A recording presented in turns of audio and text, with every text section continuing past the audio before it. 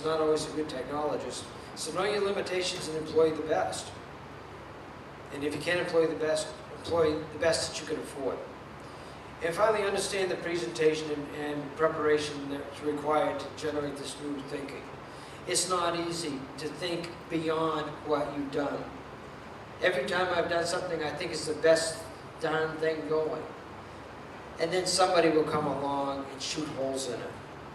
And so when that happens, it's a humbling experience, but I've learned to realize that we don't know everything. We only know something.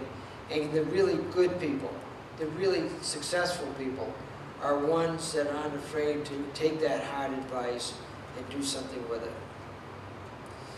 Our captivation does provide an outlet for global range. It is a low-cost investment if you do the basics. If you do a deployment in the proper way, it will cost you money. It does provide broad exposure, but maybe broad exposure is not what you need for the type of business or the type of product that you're dealing with. The real question is it convertible and enabling costs?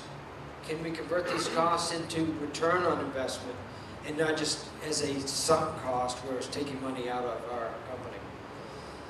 How much tracking do we do? Is there any tracking?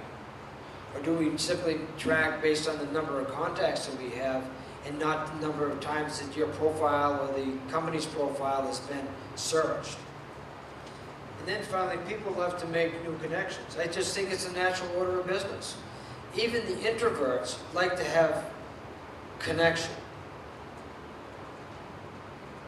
usually with other introverts. That way no one dominates the discussion. But people love to be connected.